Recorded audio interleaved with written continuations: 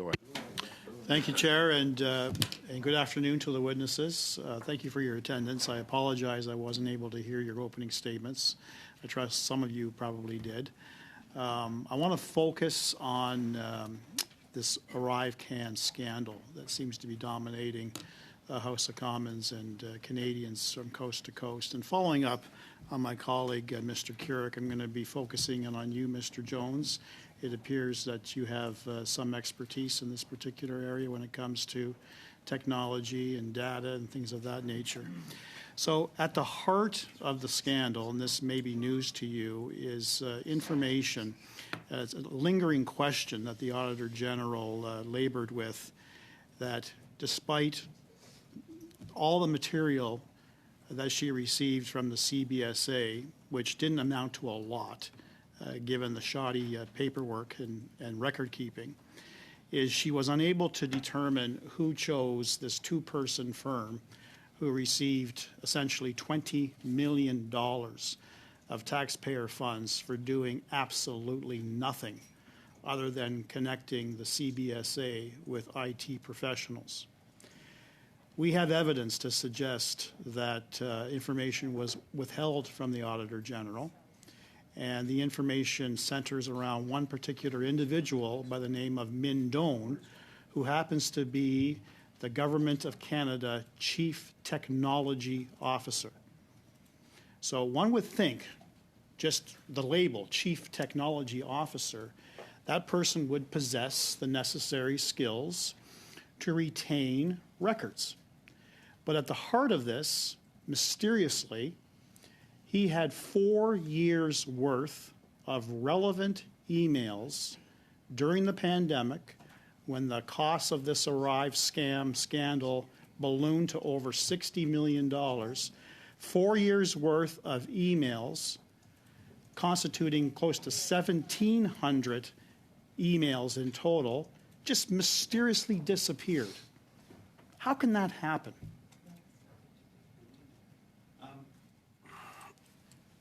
Without knowing the circumstances, I can come up with a lot of different scenarios in the IT world.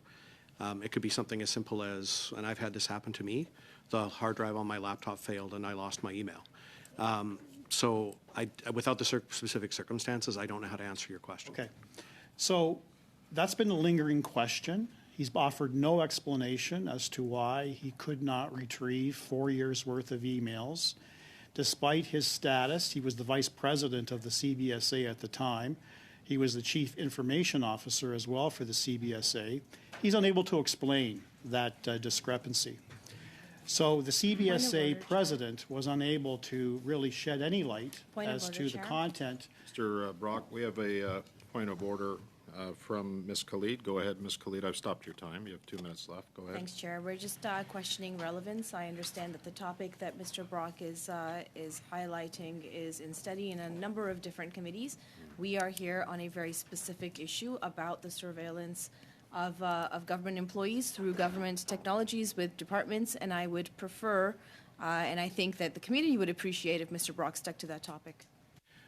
Well, as I've said in the past, Ms. Khalid, that I do give a lot of latitude to members to ask their questions, and I expect that they're going to come back to the topic at hand, and I'm certain that Mr. Brock will. He's done it before, so the floor is yours. You have 2 minutes, Mr. Brock. Go ahead, please. Thank you, Mr. Chair, because I certainly don't frame my questions at the preference of the Liberal Party of Canada. Yeah. All right? So I know they want to shut this down. I know it's important for them to silence us, but I will not be silenced. Absolutely unreasonable. Okay, thank you for the point of order. Mr. Brock, please continue. You have the... Thank you, Chair. I did stop your time. I'm starting it again. You have a minute and 50 seconds. So, Mr. Jones, I want to know what tools potentially the RCMP, who may be charged with the responsibility of investigating criminality surrounding this ArriveScam. I can think of, hearkening back to my days as a Crown attorney, what's jumping off the page is allegations of fraud, allegations of breach of trust by public official. So in your professional opinion, sir, what sort of forensic tools would be available to the RCMP to retrieve 4 years' worth of relevant emails from the Vice President of the CBSA? My issue, I honestly have never been privy to any of the investigative techniques that the RCMP use. We've always kept them at arm's length as the IT service provider. We certainly provide them with the base IT. What kind of tools would you adopt then? If, say, for instance, Erin O'Gorman, the president of the CBSA, actually took her job seriously and wanted to retrieve these emails, what sort of tools could you adopt? So if my colleague was asking for advice, certainly that's what we've established these contracts for in terms of the tooling that are required to retrieve information from government-owned devices.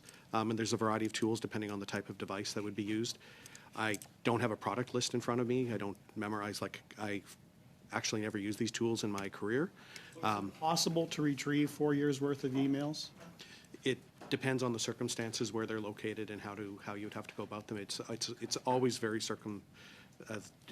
dependent on the circumstances. Specific, Yes, case specific. very much. Okay. Thank you, Thank Mr. you. Brock. Thank you. Ms. Khalid for 5. Go ahead. Thank you very much, Chair. Appreciate it, and thank you to the witnesses for being here today. While the Conservatives try to figure out whether they think that surveilling government phones is a good thing or a bad thing, I think perhaps I'll turn to you, based on what they think is good for them for chasing headlines.